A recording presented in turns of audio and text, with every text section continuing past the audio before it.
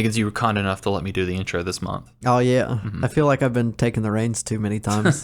You have been taking charge, which I'm not going to lie, I appreciate. I'm very submissive. But today, Higgins, we're going to cover something that a lot of people might find complicated and difficult to listen to. Now, this topic we're going to talk about, it's going to involve moments both incredibly embarrassing and demoralizing, with also a little bit of levity and hope sprinkled in. That sound good to you? That sounds great to me. That's great. Now, these stories that we'll get into, they range from something completely mundane, like what do you do when your vacuum cleaner breaks? And it'll also cover some of the truly traumatizing moments, like what are the costs of war and who has to pay that heavy, heavy price? Oh, man, it sounds deep. It's so deep, Higgins. Like, deeper than the very deep end of the public pool that you used to swim in as a child. 13 feet? It was really just 8 feet, but, you were smaller, so you thought it was deeper. Now, Higgins, these tales are also full of men going through existential crises and asking themselves the big questions, like, why is religion so important in life? Are the leaders that we root for and support truly the people meant to lead, or do they just yell the loudest? And, of course, the biggest question of all, what will become of the world after people today are gone? And is the future set up where many can thrive or just a few barely survive? Ooh. Yeah. And after we're done talking about our personal lives, we can go into the Flintstones. Aha. Yabba dabba do.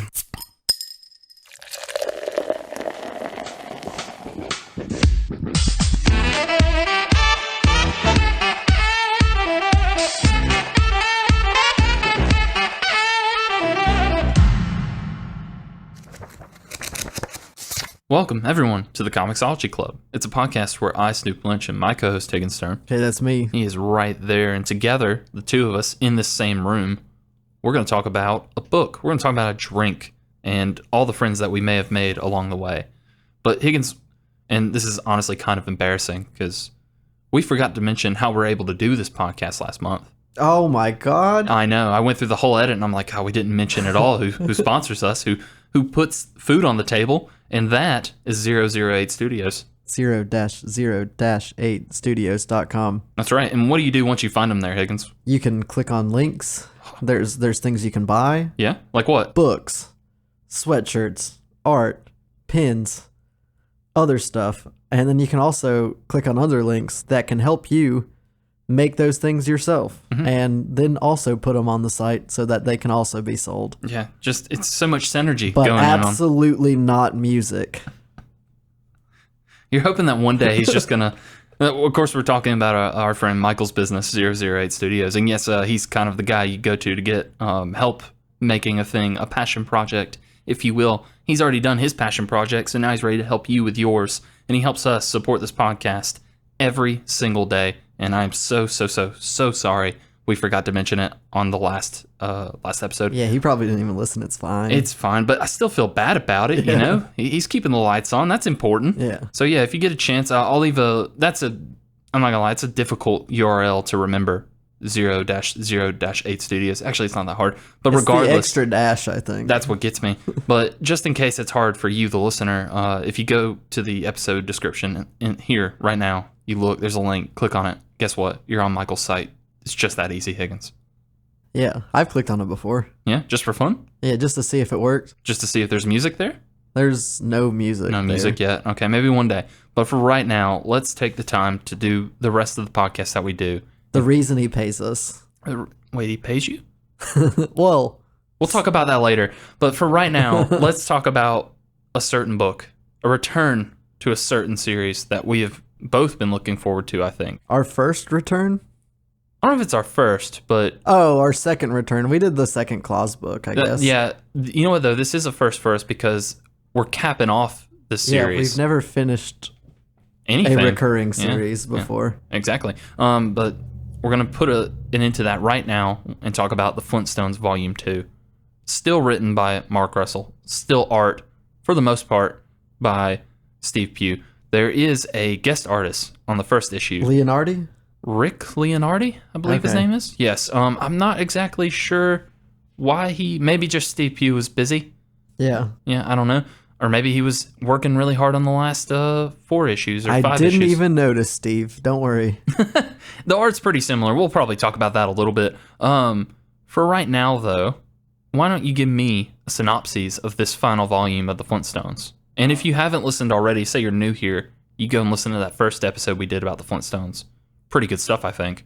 Yeah, no, I mean, I thought so when I listened to it immediately after we put it out there. Yeah, the book is good. The podcast, Yeah, exactly. But yeah, give me a synopsis. A synopsis. So we have like, I guess the best way to put it is we got like whoever the Green Martian guy is. I can't. The Great Gazoo. Yeah, he's kind of giving us a little like, I don't know, like his own synopses of the human race and how they're like pumping along.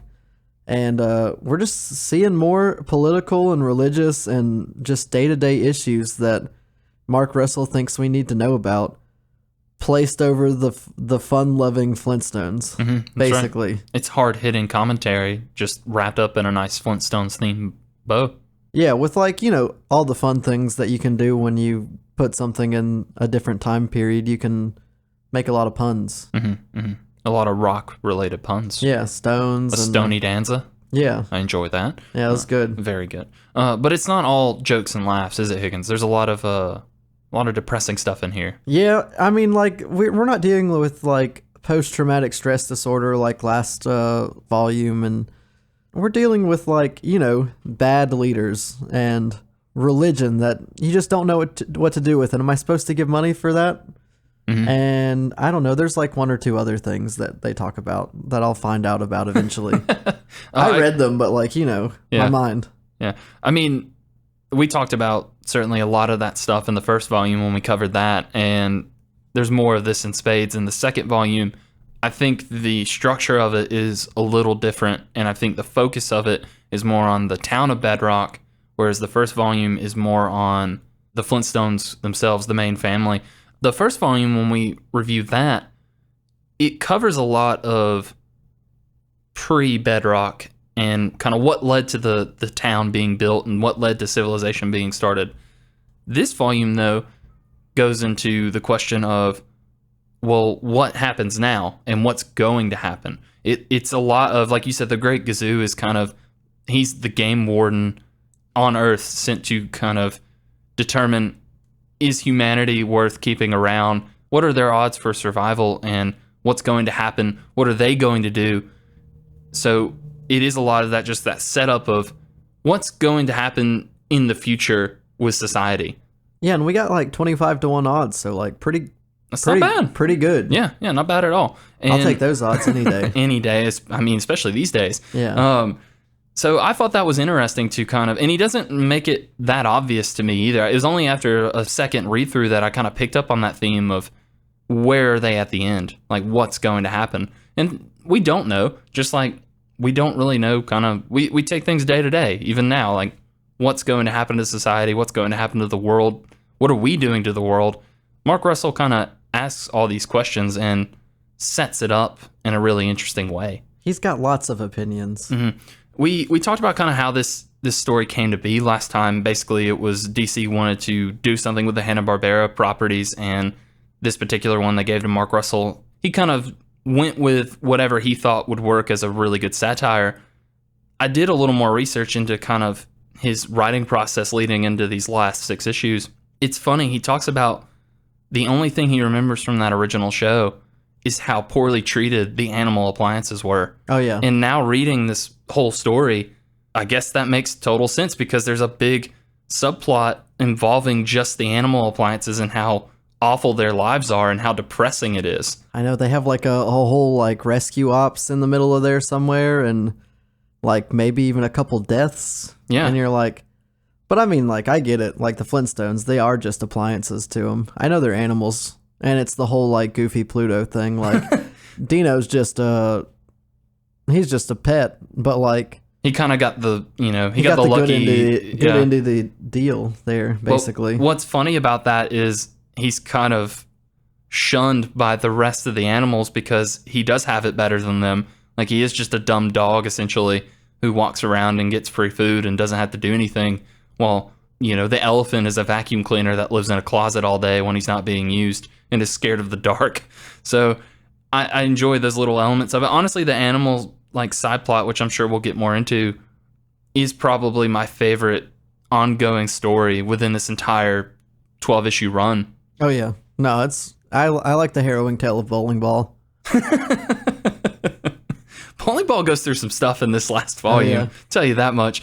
I just thought that was very interesting that like that's what he remembered from that awful cartoon show. I've already talked about how much I hate that cartoon, but like then the rest of that he just kind of he keeps those core elements like we've said before, and he just runs with it in his own way. And he also talks about when he's doing satire, social commentary, an important thing for him to kind of keep it relevant and also just make it good is not just be cynical, not just be depressing. He wants to sprinkle in a little bit of hope in there. Finds a little bit of that. And I feel like Fred Flintstone is like his non-cynical point of view on a lot of the stuff. I think he's the linchpin of this entire, he's the guy that you turn to. And even if the people of Bedrock don't even listen to him, what he's saying is meant for us. He's like, look, guys, like maybe we do need a children's hospital. Yeah. Which just kind of further develops this character in a way that shouldn't have worked at all. Like, I think even on the back of this book, they mention how this is a surprise hit. This Flintstone story should not work in any way whatsoever. And those characters are nothing like they were in that original series, and they work so much better in this context. Fred Flintstone being the real standout for me. Like, you can tell he's just a man who has gone through horrible times and is just trying to better himself and set his family up for a good life and give them the things they want. Yeah, there's an issue where he gets fired from the rock quarry site because it's cheaper to bring in like apes and Neanderthals basically, and he kind of goes through this whole crisis of, what am I even supposed to do now? What is my purpose? I'm supposed to work and provide for my family, and I can't even do that anymore. And it's just nothing you would have gotten out of that original cartoon from the 60s. But those moments of hope and levity, those are like the things that Mark Russell wanted to really nail. And I think that's what makes all the depressing stuff in this book hit that much harder. But also you don't walk away kind of like hating life more than you already did. Obviously, we have a lot of problems in our own society, and this reflects a lot of it and how ridiculous we can be, especially when it comes to things like excess of just what we have. We're a very materialistic society, and he goes into why that's a bad thing and also why it doesn't satisfy us. And normally you'd read that and be like, God, I really hate the world and everything, but there's always a light at the end of that tunnel in these issues. And I think that's a really good point he made. Like, that is a good example of satire. You do want it to be making fun of us and almost be depressing, where we kind of wake up and realize like, oh, we should probably change some things. Yeah, maybe we should change some things, but it's like maybe not too much. Maybe not too much, but also the important part isn't that, oh, we messed up, or oh, we're in a bad spot. It's, oh, this is bad, but we still have the potential to work towards something better. Yeah. So I think that's a really good message that this entire book just really nails. This last volume in particular really delivers on that through the point of view of the Great Gazoo. He's this guy who determines what happens to Earth. Oh yeah, all of his alien buddies come in, and well, I can't even remember what the little club that comes in. The neighborhood association. Yeah, the neighborhood association. That was pretty funny too. But they were like, yeah, like we normally just like blow up planets, like if they're not really worth a shit. But Great Gazoo's like, he's like, yeah, these guys might not be like the best, but they have redeeming qualities. Yeah, he sees something in maybe not all of the humans on Earth, but at least enough of them to go, well, humanity's still in its infancy, so of course they're going to mess up, and of course they're going to kind of worry us about what happens in the future. Mark Russell, and I think it's a line in this volume, he basically says that Earth at this point and humanity are in their terrible twos, and we want to whine about everything, we want to break our toys, but we need the time and the chance to grow up to better ourselves. And the Great Gazoo is a firm believer of that, and that's why when the neighborhood association issue comes up, where basically the council of aliens or whatever doesn't feel like the Great Gazoo is doing enough, or they've seen enough and they want to make a decision now, they get this neighborhood association in to make a call. And if they decide, oh, you guys aren't good enough to join the association, we're just going to blow up your planet. Just going to blow up your planet. Get it out of the way. Yeah, and it's for, like, it's funny because it's for seemingly ridiculous things. Like, on the way to Earth, they blow up a planet because the people built a dome that looked like a weird boil. Yeah. So they just blew up the entire planet. just like it looked bad. Yeah, and so when you get to Earth, you're like, well, that was just like an aesthetic reason they blew up that planet. And we've already seen up to this point all the horrible things that the humans are doing to screw each other over. So we're next. But the Great Gazoo has enough faith in us to get better, and he knows we need the time to get better. So he asks if he can pick the one person they test to determine whether the rest of humanity gets to live.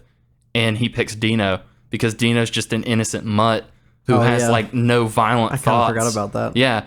And it's a really good trick, and it works and gives us the time to improve. And it's just, there's so much thought put into just that story alone and what it means for the entire series.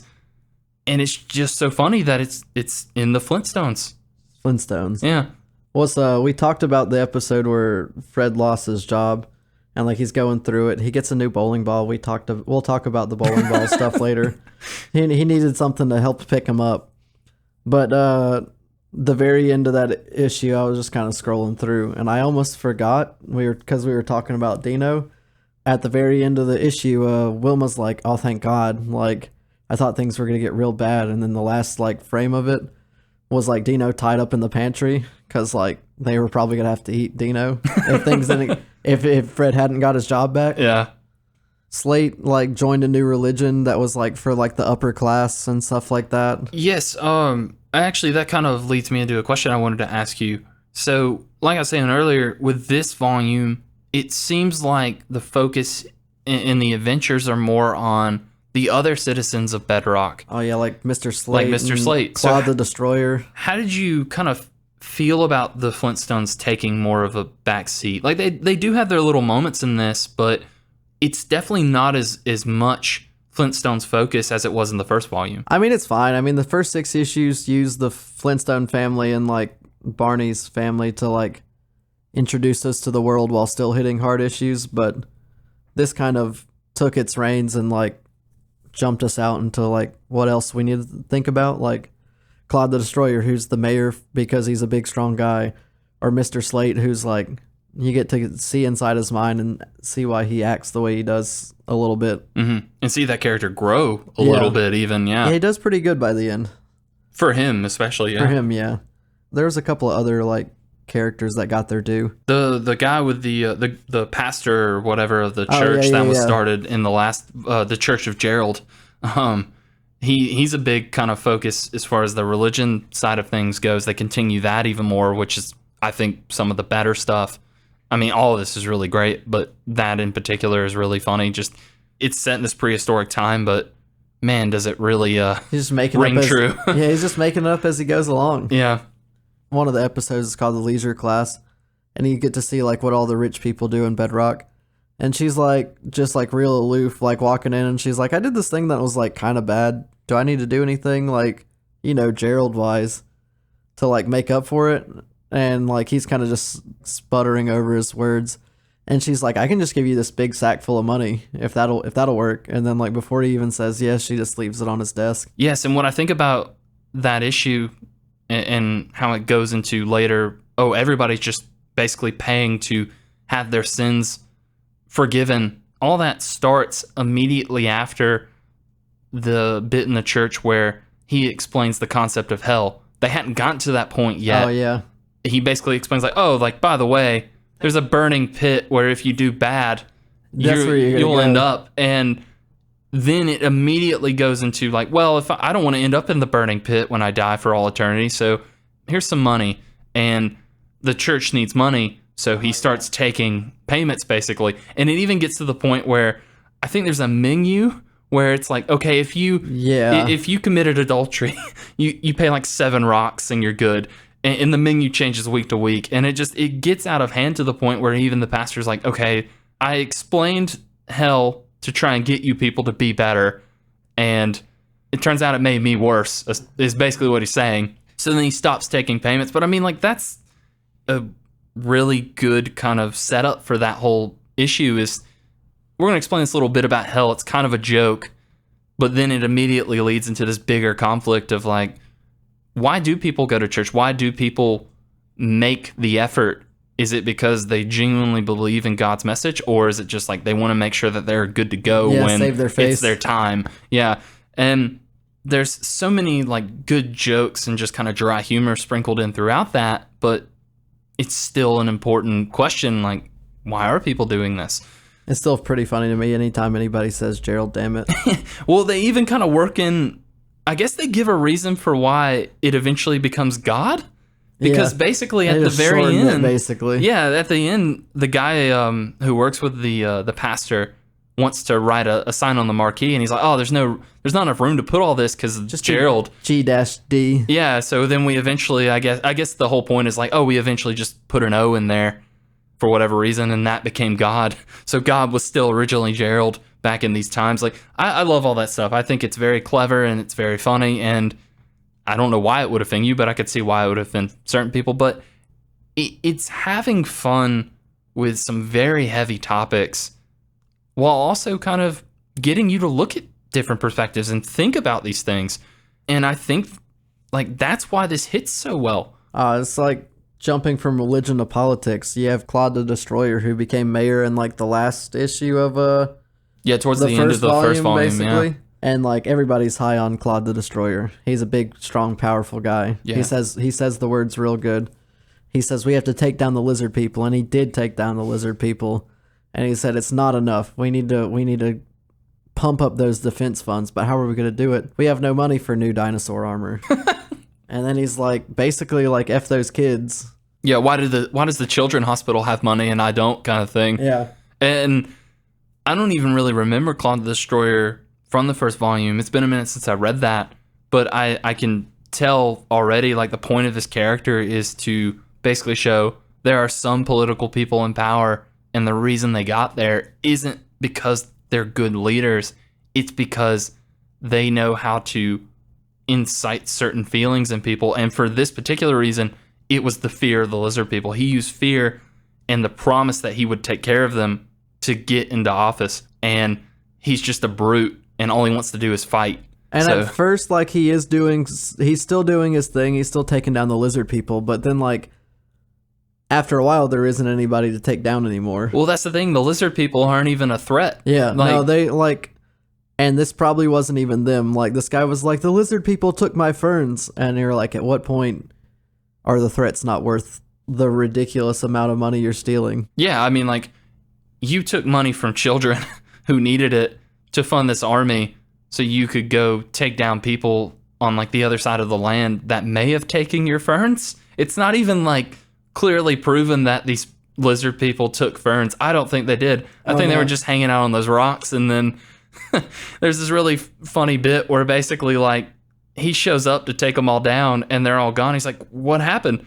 Like, oh, they probably heard us coming a mile away because we had these dinosaurs. These great big dinosaurs.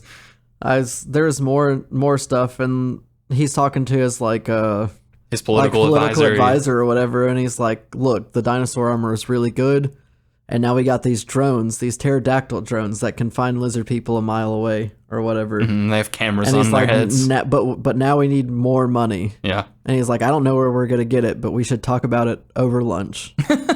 At the steakhouse. Yeah, let's just like spend more money while we talk about how we're going to spend more money. Yeah, it's like you're destroying people's livelihood just so you can kind of further your own gains. And the whole point of your position is to better people's lives. And that's a big theme in this volume is we're supposed to be setting up the future. We're supposed to do everything we can now to better humanity as a whole. And that's just not what's happening. Every issue in this, every kind of conflict that comes up is because of someone else being selfish and greedy and wanting to advance their own personal gains. Slate does everything he does because he wants to be in a position of power. He wants to be respected. He wants the really attractive blonde Stone Age girl, and she ends up leaving him because the mayor has more power and more money.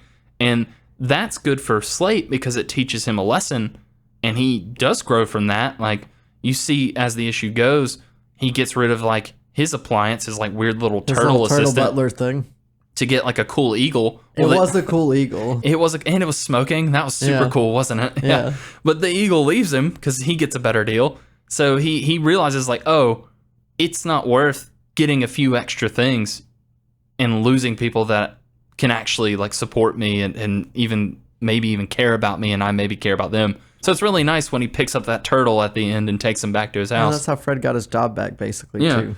When I first read this volume, I don't know if I liked it as much as the first volume, but I think it was after rereading it and kind of looking at these individual adventures that these side characters go on, it really just kind of adds to the entire world building and the setup of, like, we're not going to get any more of this. This is done. It. But it's shows that potential that humanity has. And I think we need something like this more than ever before in today's times, because political climate's huge. Well, it's just like everything's so angry and everything seems so like so much about me and what do I want and who do I have to push down to get what I want. We forgot what's important. It's not about us individually, it's about the whole. Fred has a really good line in the first issue of this volume, and Mark Russell quoted that line in this interview I listened to, and he says it's kind of the crux of his entire story. Basically, what happens is there's a new guy at the rock quarry who uses some dynamite and causes a cave-in, and he falls under all that rubble. Well, they spend a week and a half trying to get this guy out. He's probably dead, right? Yeah, so we can just keep like making money now, please. Yeah, like Slate wants to open it back up and just says, "Oh, who cares? This guy's dead. Like, let's move on and get back to filling orders." But Fred kind of shoots back with this line, basically saying like, caring for people who mean nothing to us, that's really the goal of human civilization if it's going to aspire to be anything more than just a place to get cheap snake meat. Yeah, at the Outback Steakhouse. Yeah, and it's that line of, why are you doing this? This guy means nothing to you. He's not your friend. He's not related to you. And he's like, that's why I'm doing it. Because if I can't care for someone who means nothing to me, what's the point? And I've never really thought about that before. You know, like when I make decisions and I decide what I'm going to do with my time, a lot of it is just focused on who's in my life and what do they need and what are we going to do. I don't really take the time to think about how does this affect a person I've never met before that I have no attachment to. Yeah. And the thing is, if everyone just took a little bit of time and effort to do something like that, we would be better off. I'm not saying everything would be perfect, because that's not possible, but we would be better off. And we wouldn't just be looking out for ourselves, like 9 times out of 10. Yeah, and it's one of those things that's easier said than done, because in the moment, the first thing you think about is yourself. And so it's nice to get a book like this that does have such a wholesome message that is also very important to the advancement of civilization. And he also does like little small things like that to drive home that same point. Like, I just was scrolling through, you see old Bam Bam like chopping down a tree, and you're like, oh man, there's birds up there. They're getting their home knocked down.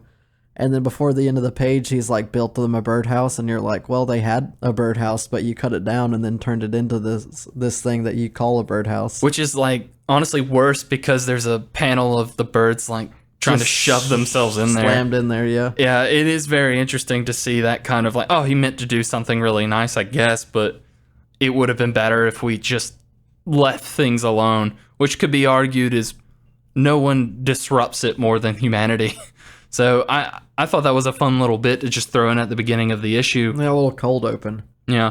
Like I said, they don't do a ton with the Flintstones or are they the Rubbles? Barney Rubble? Yeah, Rubbles. They don't do a ton with them. I think Pebbles, the daughter, gets a good little bit when it comes to the religion side of things, because basically she's having this crisis of conflict where it's like, science, I go to church. God and stuff like that. Yeah, she goes to church and she does that, but then she'll also go to this young scientist program that was started in the last volume where she works with this professor, and she's realizing, oh, a lot of what I hear in church contradicts what I hear when I do the young scientist program. So she goes to both the professor and the pastor and is like, hey, what do I need to believe in? And she has a really good talk with the pastor, I think, where basically he says, it's not so much what you believe, it's what you need to believe. And for some people, religion is a big part of their lives and also their answer for what's going to come after.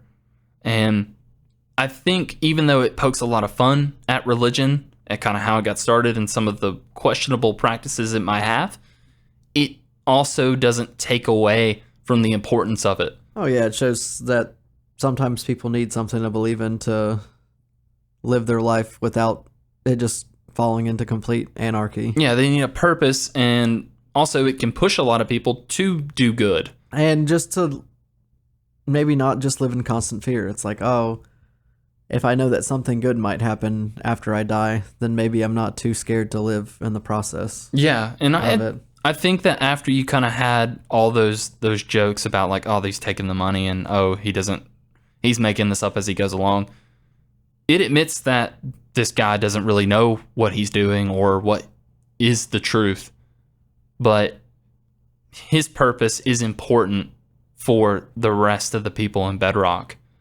And I don't know, I think it's a good middle ground, I guess. He's not completely bashing everything that he does. He shows both sides a lot of the time. Yeah.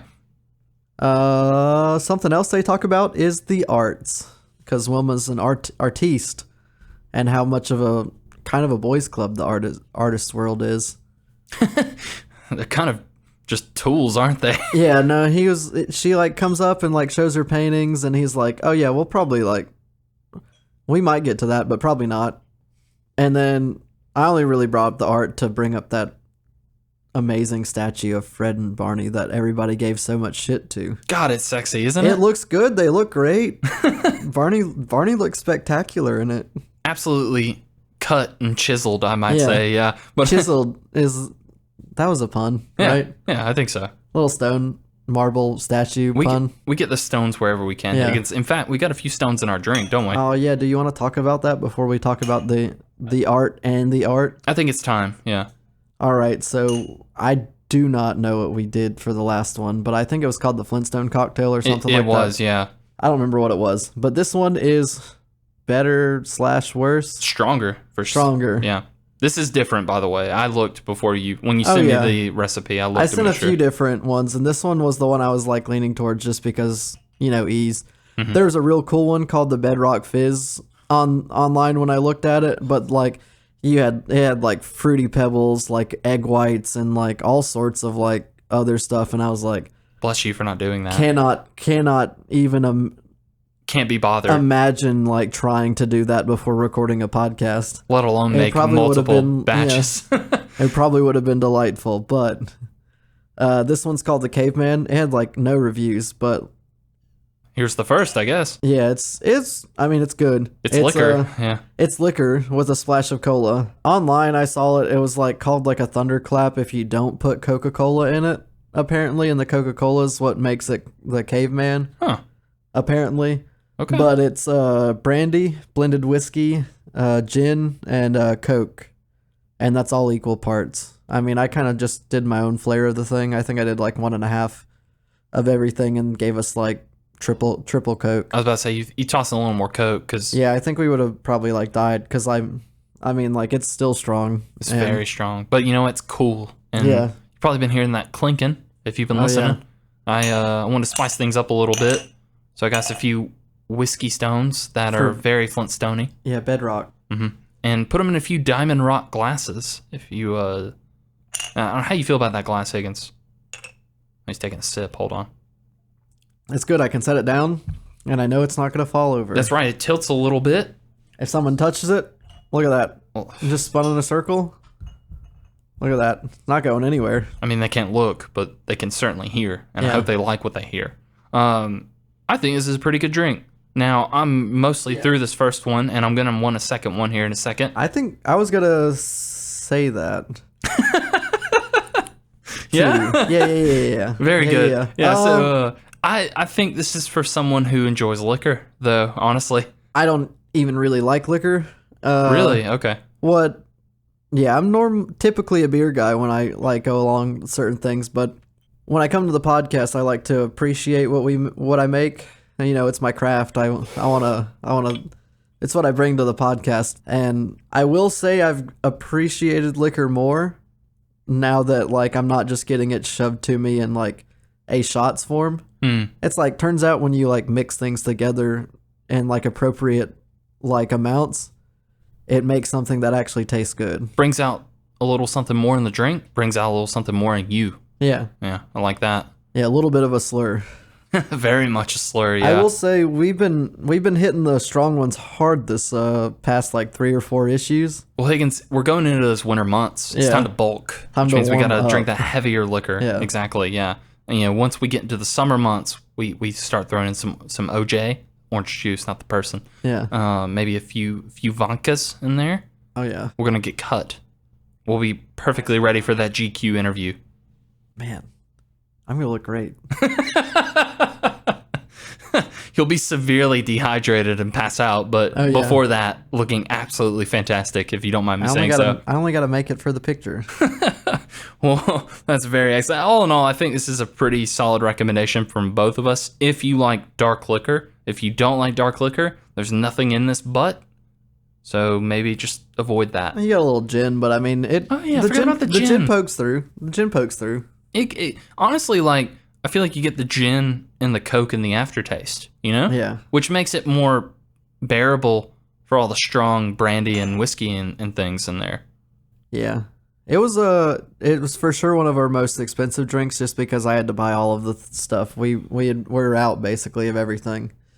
We got a problem. Sorry, Michael. Problem is just too much content. Yeah. Yeah. But we have a lot of fun along the way. So I think Michael's going to forgive us for the bill that we're going to send him later.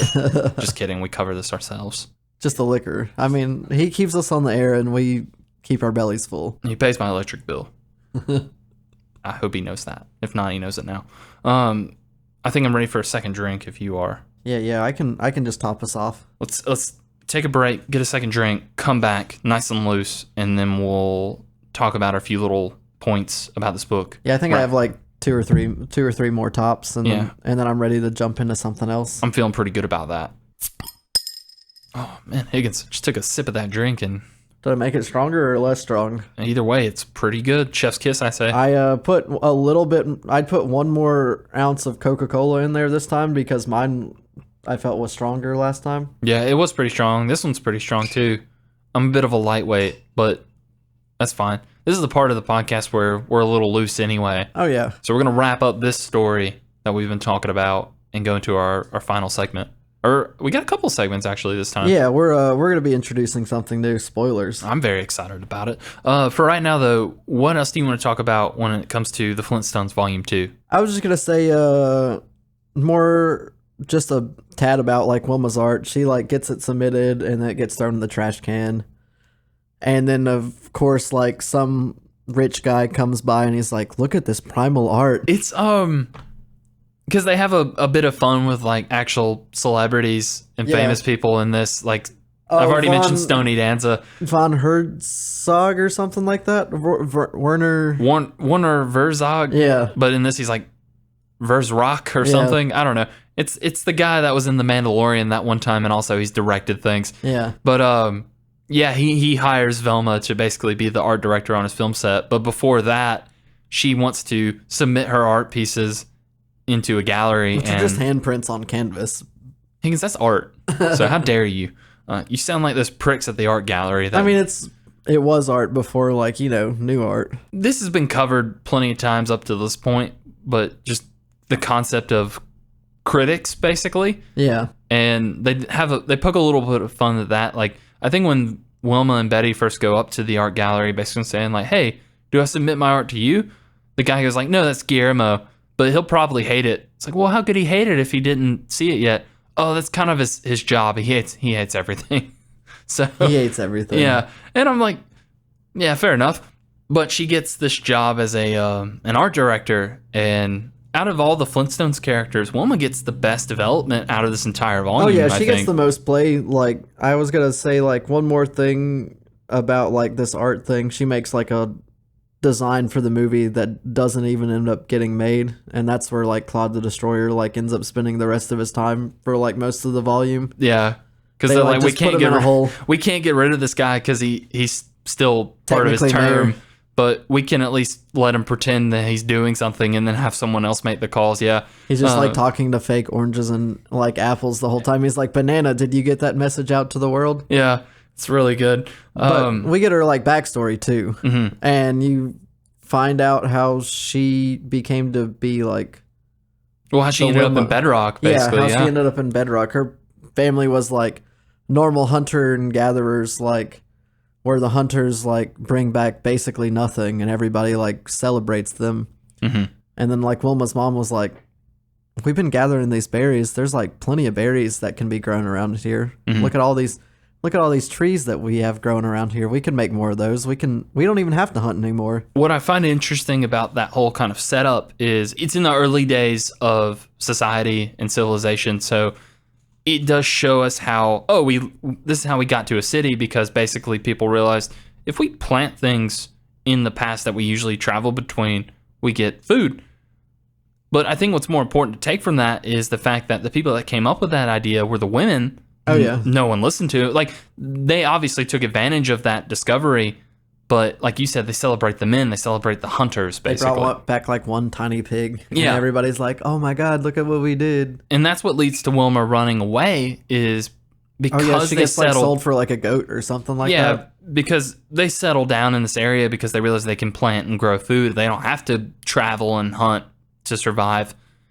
I guess it's Wilma's dad. I think it's her dad. It's not really clear, but basically the guy decides like, oh, if this guy gives me some goats, I'll give him my daughter. Like daughter's hand in marriage, basically. And it's this just disgusting dude who, Oh yeah. like, you wouldn't want to marry this guy. His name's Jeffro, we have, I think. We have plenty of corn. He was like, "I have plenty of corn over here." But I'll take that girl. Yeah. That underage girl. And there's this really good moment between Wilma and her mother asking, like, why did you let me leave? I was too young to have to make that decision. And the mom has a really like good justification for it, basically saying, I knew you had to leave because my voice wasn't important. I could have told your father, whoever this guy was that sold you off, no, this isn't okay.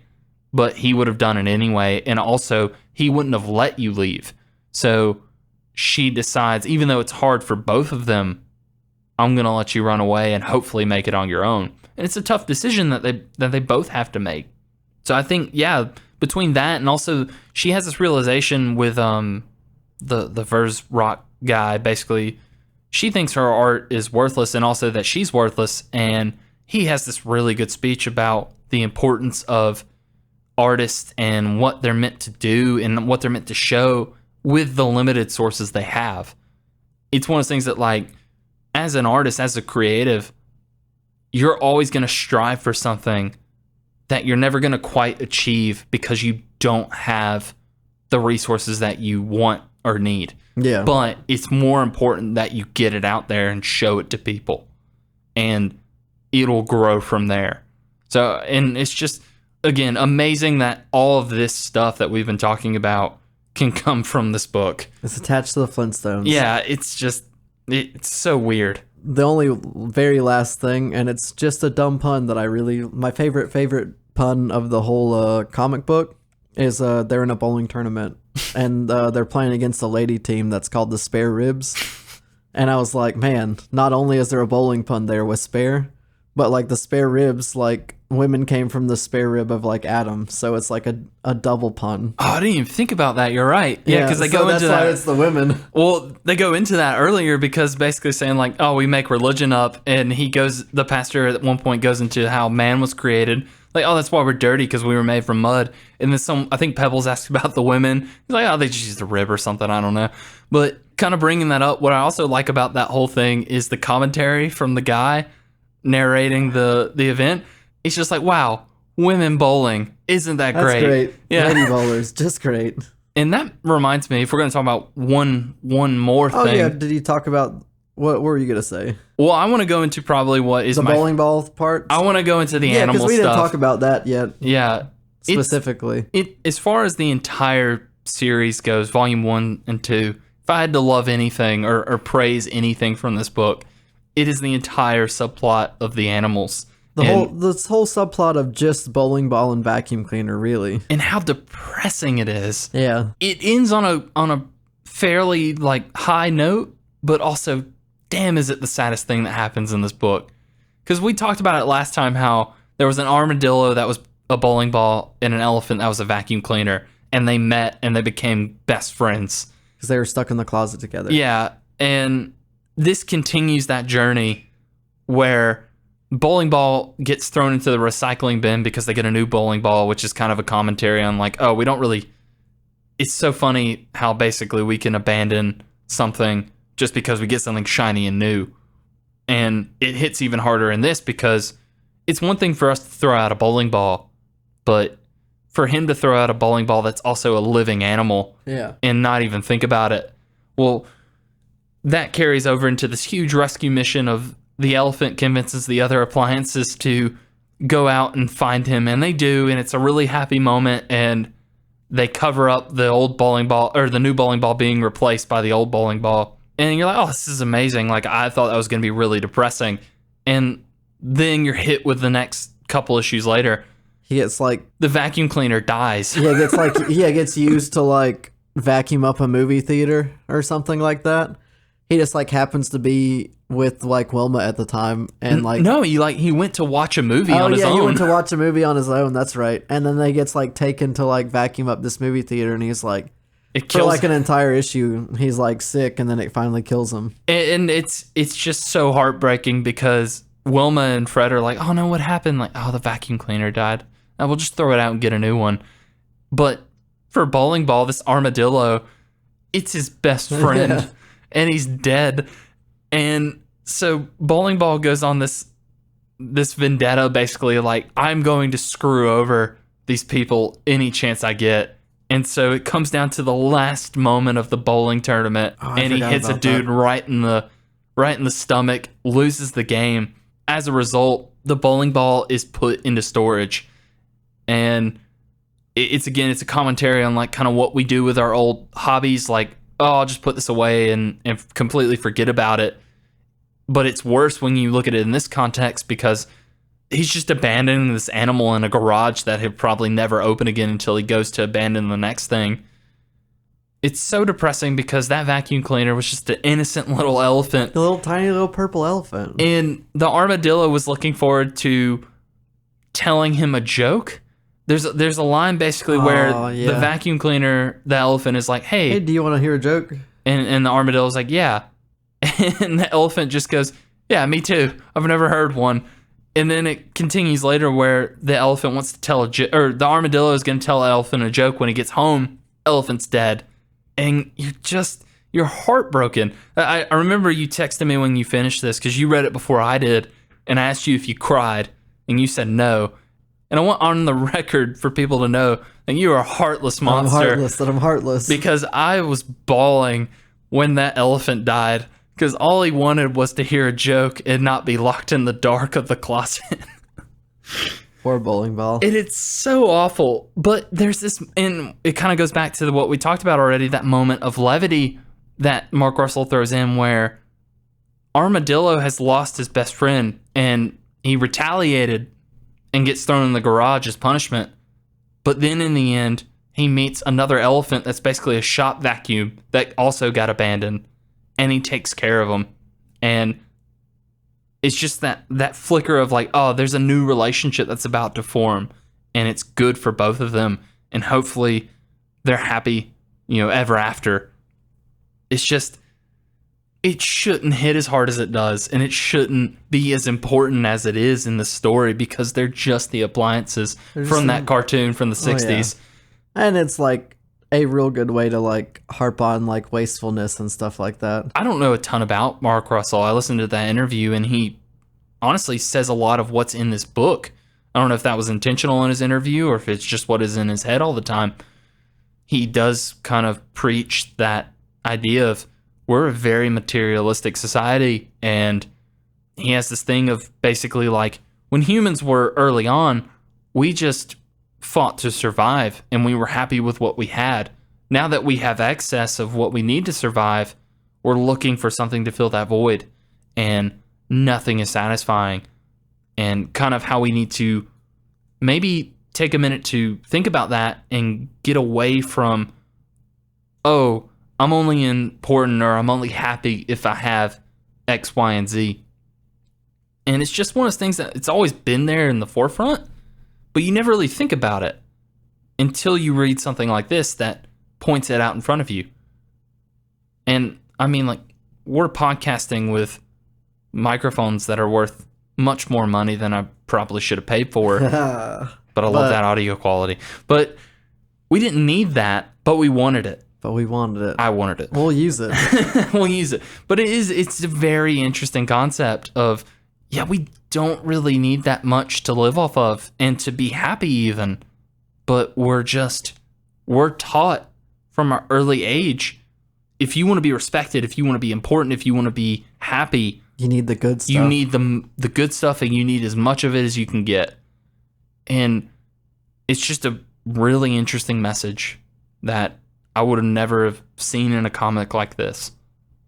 With all of those deep thoughts, what rating would you like to give the final volume of the Flintstones? God, Higgins, or would you just want to give a rating for the entirety of the Flintstones? Higgins, I've already actually I wrote up a rating earlier this week. If that's okay, I know we usually do it on the fly. I've praised this book plenty of times in this episode and the episode before. It's just way better than it has any right to be, and for that reason, I'm gonna give it a yabba dabba. Damn, is this good? Oh man, that's good. I'm gonna say they hit the 7-10 split. Oh, okay. And I don't know what number that is, but they hit the 7-10 split, and you don't really nail that one as much as you normally do. It's rare, isn't it? Yeah. Well, this is gonna be a long episode, but that's fine. Yeah. Reading rewind. Oh, that's good. Yeah. Wow. You told me you had a theme song, but I didn't think it was gonna be that good.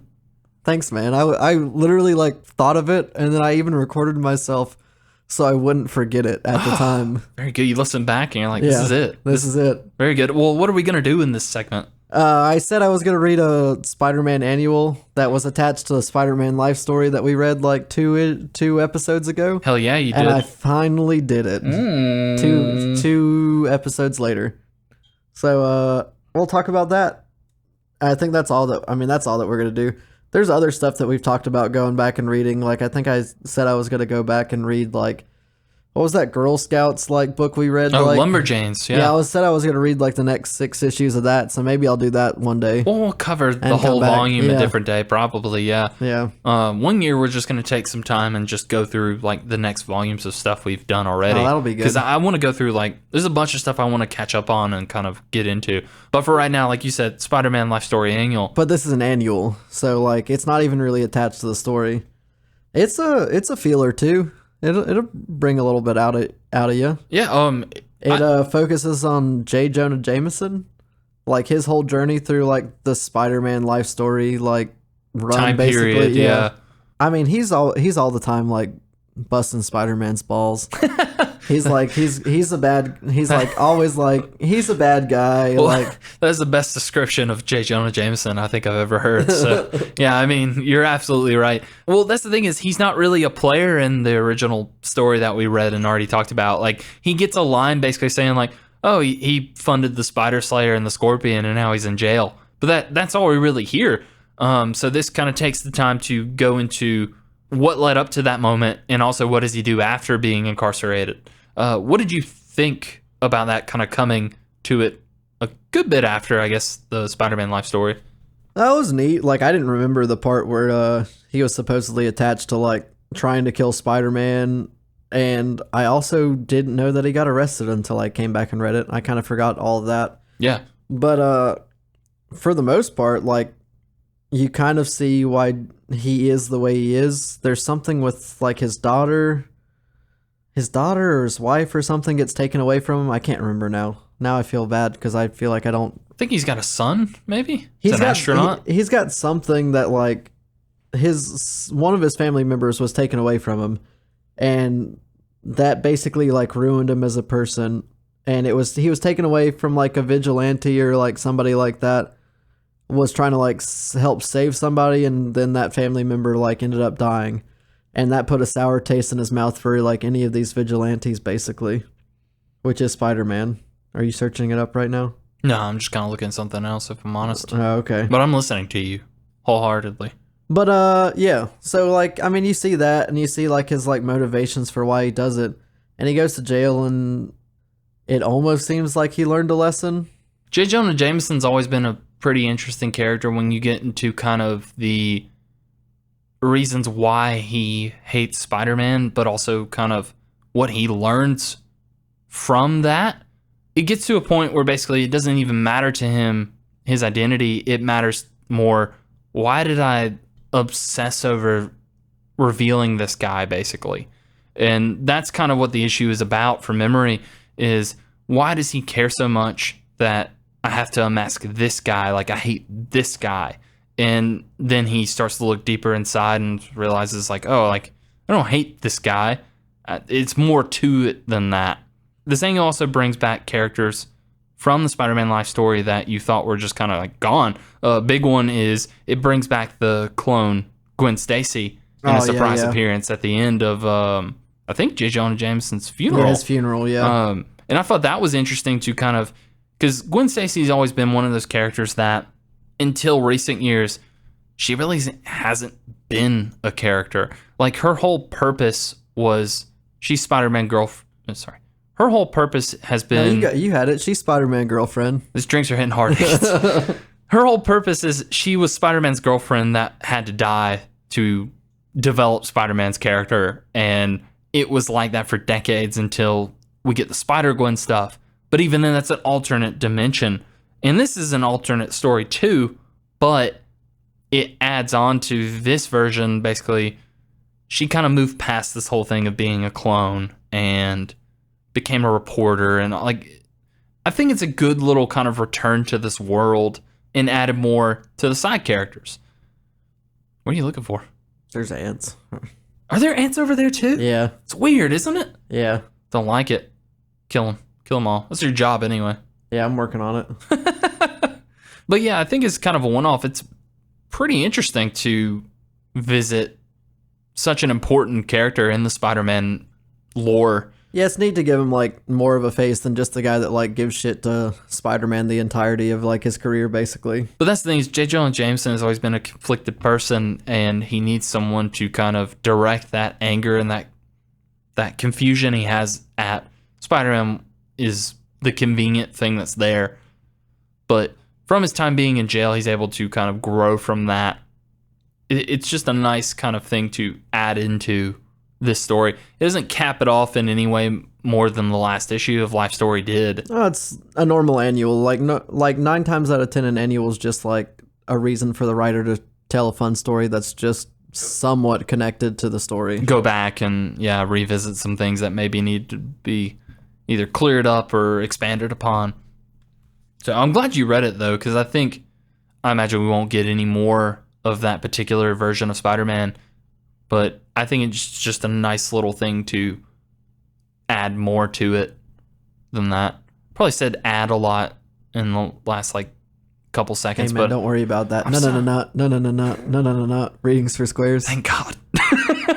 I love interrupting you with theme songs. I love that you interrupt me. Now you've interrupted me for a new segment of the show, classic segment of the show. What is that segment?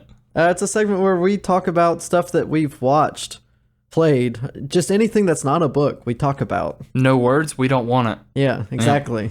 So what did you bring to us for this segment of the show, knowing full well what you brought? Well, I brought something that you brought last episode. Mentioned it, yeah.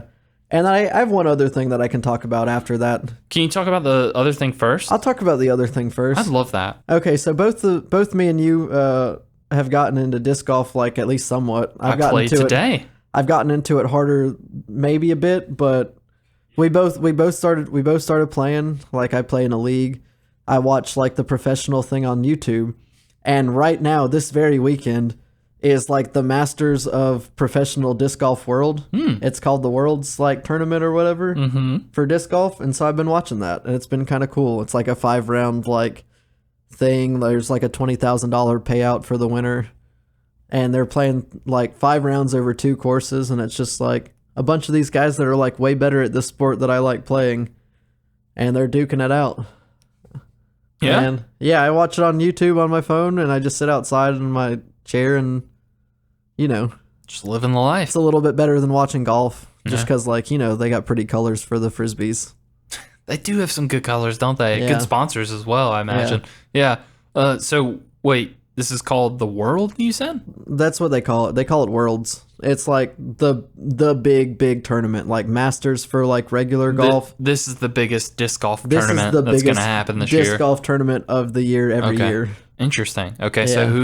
who do you want to win said tournament? See, I have a couple favorites. Right now there's a guy that's like not been on very many like lead coverages because I watch this all the time. But like this guy named Aaron Gossage, he's kind of like just popped up out of nowhere, and he's just like leading the pack, and he's fighting against like the guy that's won like The last 3 or 4 or like whatever. a lot of them. Yeah, More than 3 like or 4. for the past like 9 years, he's been second place or first. So he's like the Tom Brady of disc golf. So like this no name guy is fighting against this like leader of the sport. Basically, there's other big names too, but right now I'm just rooting for the underdog. Higgins, everyone loves an underdog story, so I'm very happy that you're happy about that, and I hope that, what was his name? Aaron Gossage. Aaron Gossage. Yeah. God, these drinks hit hard, don't they? Yeah. Aaron Gossage, I hope you're listening, and I hope that you win.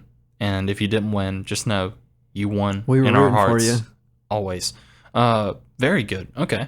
So when's that going to end? We're It'll recording end, we're recording on September 2nd, Friday. and so it's gonna end on Sunday. Okay. Yeah, so there'll be another round tomorrow, Saturday, and then another round Sunday. And then by the end of Sunday, they will have crowned a person as the winner for this year. Do they give them an actual crown? They give him a trophy and stuff and $20,000 What? I guess you could take that $20,000 and turn it into a crown. buy a crown. Yeah. Yeah. That's what I would do. I mean, you could just go to Burger King. Well, I don't know if they do that anymore, but I mean, I feel like they make an exception for the yeah. world's tournament champion. You Yeah. have to think, right? You guys still have some of those Burger King crowns back there? I just won the Disc Golf World Championship, so I mean, you wouldn't say no to that. Surely there's some in the back. surely there's some in the back. Very good. All right, what else did you check out? I watched that movie. It's called Belle. It is You told called me Belle, about it. yeah. It's made by the same people that made a couple of other movies we like the Beast and the Boy. So and I Summer actually, Wars. I knew you were going to talk about it today, so I looked it up. It's made by a new studio, well, newish studio. They've been around Not for the same people then. Studio Chizu. Okay, is that what they're called? The That- people That's the production company. Yeah. that made like Summer Wars and all that stuff. Yes, correct. They have a very specific like anime design. Well, that's the thing is like, so the I don't know what the position is technically called, but basically the lead creative director person. Yeah. His name is Mamau. I'm gonna butcher this pronunciation, so bear with me. His name is Mamoru Hosoda. I Yeah. think is roughly what that is. I think he's one of those guys who used to work for a Studio Ghibli, Yeah. and he was It's actually got the same, it's got similar vibes, but well, that's the thing is he was actually supposed to direct Howl's Moving Castle, but he left because of creative reasons, and he went on to direct the Digimon movie. If you ever saw that, Yeah. No, that makes sense. yeah. And since then, he's kind of been, started the studio, been doing his own things. I don't think there's a movie from this guy that I don't like. Oh, they've all been good. Yeah. Weathered with You. Oh, that's Summer a different Wars. guy actually. Oh, is it? Yeah. Summer Wars, yes, was the first one he did with this new Your studios. Voice I or something like think that. That's the guy. Your Name. Oh, Your Name. So Your Name and Weathering with You are the same guy, but it's a okay. different guy than this guy. This guy has done Summer Wars, Wolf Children, Boy and the Beast. Like he's at least like 5 or 6 movies in at this point, and his latest one was the movie Belle. Now, did you finish this movie? I know. No, I finished it today. I watched it. I watched it last night and fell asleep like, I don't know, 30 minutes in or something like that. I was not prepared to watch it when I started it. Higgins, you know better than to watch a movie at night. Yeah, no, Like if it's past 8 o'clock, don't watch any movies. I'm the sleepiest boy. No, I got off work early a little bit today, and I knocked it out before I came over here. Okay. And it's a fun movie. It's a real fun take on Beauty and the Beast. It's funny you mentioned that. I watched it with my brother. It was only about like halfway through, I realized it was just Beauty and the Beast. Oh yeah, I mean, like, you got this like very, Well, her name is Belle. Yeah, very attractive singing lady, and then there's this Beast guy that they call the Beast. Yeah, it hit me way later than it probably should have. The only reason I knew that is because Bethany told me that she was looking up and she was like, "Oh, it's like the Beauty and the Beast," and I was like, "I don't know, I haven't watched it yet." Yeah, it's basically, if I had to give a synopsis, it's basically, what if the Beauty and the Beast in the internet community? Yeah, set in virtual reality land. Yeah, and that's which the thing. This guy really likes to talk about. He loves the concept of the internet and the community built around it. Like, Gary, I'm talking. Gary, everyone. Everyone clap for Gary. All right. But yeah, this Mamoru, again, butchering the name, but Mamoru Hosoda, he's got other movies that don't really focus on it as much, but a lot of his movies, like Summer Wars and this one, focus on this community that's built in an internet world, basically like what meta wants to be. Yeah. And I think, as far as, I don't know a ton about that kind of side of things, but I think as far as what the internet means to people and kind of the personas you can create and also the criticism you'll receive, this is a pretty good representation of that in a lot of ways. Well, it's super nice because, like, honestly, at first I didn't realize like what the girl's deal was, and then I eventually found out that she was just so scared to sing in front of people that like she physically couldn't. Well, it's a mix of that, and it's also a mix of, it's painful for her. She loves music, but also music reminds her of someone that she's lost. Yeah. And like her dad died or something. Her mom. Her mom, okay. Yeah. And so this community is called the World of You, I think. Yeah, the letter U, Yeah, capital U. Yeah. And it's a place where you can log in and you are your own avatar. You don't look anything like you normally look. It gives her this opportunity to get back into music because it is something that she loved, because she experienced it with her mother. It like gets like biometrics from your body and like actually feeds off of like your strengths, and then even makes them probably better in that world. Well, yeah, your personality, your thoughts, your fear, like it's just, it scans you and reads your brain and creates an avatar. And it also has this kind of concept of, I want to be someone new. I want to be someone better because I don't think I'm good enough. And let me tell you, Snoop, she sing real good. God, the singing, you watch the English dub version. Yeah. Because we speak English. Yeah. Surprise for you and me. Yeah. Kylie McNeil, I think, is the girl who does the English version of this. She's actually a TikTok person. Oh, okay. That you were telling me about. Yeah, I mentioned that last time. She auditioned. She got it. Like, what an amazing voice. Yeah, she sing real good. This is the only thing she's ever done. And not even just the singing, but also just the voice performance. Because there's only like, it's not a musical, it just has some musical numbers in it. It's like 4 or 5 songs. Like a Disney movie where they have like songs here and there. Like a Beauty and the Beast. Yeah, like a Beauty and the Beast, basically. But there is a lot to this character. The character's name is Suzu, which translates to Belle. Yeah, without an E. It's all tying together. She's got freckles, which is kind of disgusting, but but it's the only part of her that like translated over to the thing. Yeah.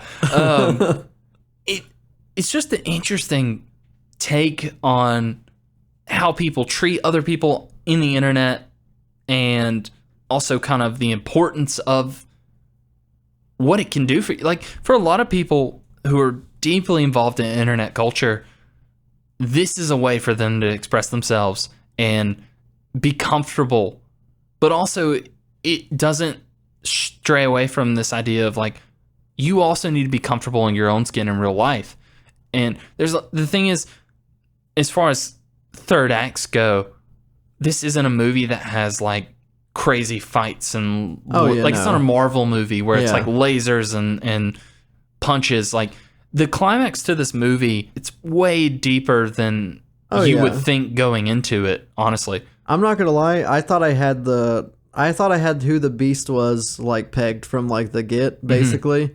And then I like obviously was wrong because ends up being a different person. Yeah. And it's more it's not even about like who the Beast is, it's more like why is the Beast around? Why is he doing what he's doing? Because even though you can escape into this paradise world of you still have to get back to the world around you, the reality around you. It's a comfort for people, but it also doesn't help you get away from your problems. And the characters of Belle and the Beast kind of learn that from each other, and like it sets up things that you think would be kind of like, oh, this is going to happen, or oh, this person's going to fall in love with this person.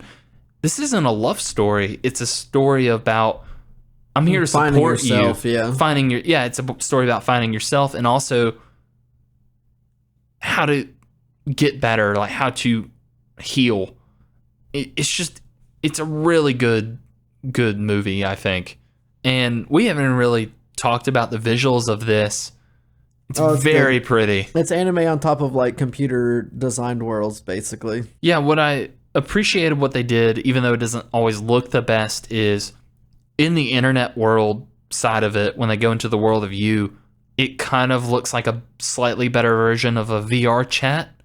Oh, yeah. Which makes sense because that's what it would be if you were to do this now. It doesn't look great. It's very blocky and just kind of stilted, but there are some really great visuals in some of these musical numbers, like the Beauty and the Beast number. Like they reenact that ballroom scene from Beauty and the Beast. Oh, yeah, they dance together. He's a hulking beast. She's very pretty.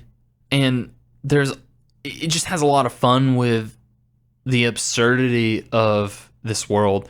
My favorite visual is she's riding on a blue whale that has speakers attached to it. And she's surrounded by lights. Cool. And it's just, it's so silly and ridiculous, but in the context of the moment, it's a very beautiful experience. And there's some heavy themes in here as far as like how you deal with loss and not forgetting, your loved ones.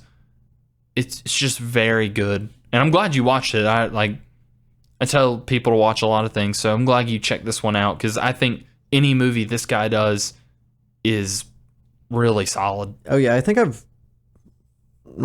with this one I've watched all of his, because I think you had the other ones way back when we were living in the same house, and I watched all of them then. Very good. You didn't tell me about that. Yeah, I watched them by myself. I'm just kidding. That's what the shelf's for. You just pick whatever you want. Just put it back. Yeah. Anyone who takes anything off the shelf, put it back. Just put it back. All right, that's all I ask. But yeah, really good. I'm happy about that. I think that's it. Do you want to talk about what we're reading next? I would love to talk about what we're reading next. It's Halloween month coming up. Higgins, spooky times. Spooky times. So it's about time we get back into the world of Uzumaki. Yeah, like we said we were going to do. And we're nothing but men of our words. Exactly. But yes, you would love to join us for another chapter of Uzumaki. You, the listener. We're going to read the next 7 issues, I think. 6 or 7. What we decided. Yeah, 6 or 7. We did the 7 first ones. There's no real, volumes for this. No, it's all one story. It's like a 20-issue story. So if we do the first... If we do 7, 7, and 6. So we'll just do the next 7. Tell you what, we'll talk about 6 chapters, but go ahead and read the next 7 chapters. Yeah, just in case. Just in case, exactly, because we'll probably, we get so anxious. Pick and choose which one we want to do. Absolutely. And it's probably going to be real spooky. So hide your kids, hide your significant other. And then don't spin around too much. You get real spirally, real dizzy. I don't like that. So yes, join us for that. Higgins, before we officially sign off, clean up shop, get that broom. Yeah. You can find us on things, and you can talk to us on there. I'm on Twitter at MikeHiggins93, and I'm at Instagram at JSturm93. You can find Snoop at both of those things at Snoop_Lynch. It's true. Instagram's better for him. I don't know that he's touched Twitter in 5 years. God, do I even have the Twitter app? Probably not, but I do look at the Instagram. And you can find us also. You can send us an email, ask us any questions about any of the previous 40 episodes of this podcast that we've made. This is 41, I think. This is 41. Yeah, so wow. any of the prior 40 episodes, you can tell us what you'd also like us to read. We've got a pretty filled schedule for the next rest of the year. That's true. We have our list for the rest of the year. We're not going to budge on that. We've actually got a special multi-part episode coming up in November, which we'll get into probably next episode. But yeah, if you want to recommend anything, we'd love that, and we'll cover it next year for sure. We're always looking for new stuff. God, sometimes we're itching for it. I mean, that might be the bed bugs, but yes. And there's plenty of other things that we'd love to hear about you. Just ask us questions. We'll literally tell you anything. You can find us at comicsologyclub@gmail.com, and that's the first time that I've nailed that. So, hell yeah, you have. Yeah, it's a first, folks. It's that liquid. It's that liquid courage. It's really pumping through your veins right now. I know. It's kind of funny because I think the past 2 times it's gotten me more, but I think this time it's gotten you more. Fuck, I'm fucked up. And but yeah, we'd love to hear from you. If you could give us a rating and a review on Apple Podcasts, that's the one where people see it the most. You can also do ratings on other podcast places of your choices. Stitcher. Yeah, all of those. We're on everything basically. Not to push you in one direction or the other. We prefer Apple Podcasts because that's the easiest to access. Yeah, for everybody else. Yeah. Absolutely. And also, we're at 9 ratings, so we really love to hit that double digits. Oh, yeah, we'd love a 10th one, and we'll for sure read it on here if you guys send it in. Honestly, we'd do a whole episode about it. Yeah, we could. 10 minutes. I think that's all of the things. Well, Higgins, it's about time to close out. We're running long anyways. This is a long one, but we appreciate anyone who's stuck through all of it. So it's probably our friend 3. Jenny. Yeah, 3. Andy probably made it at some point. Bethany usually listens. Oh, good for her. Hey, Bethany. Yeah. Hey, Bethany. Oh, shout outs. Brittany started to listen. Yeah. There you go. What was that, 4 people? Yeah. Nice. Perfect amount. So thank you for any and all who listen all the way at the end. 008 Studios, link at the bottom of the description. Yeah, we love that guy. I'm a little loose. That's okay. For now, I will say... Cheers, guys. That's what I say. Higgins, though, he looks like he's going to say something else. Yeah, I'm just going to say yabba dabba doo.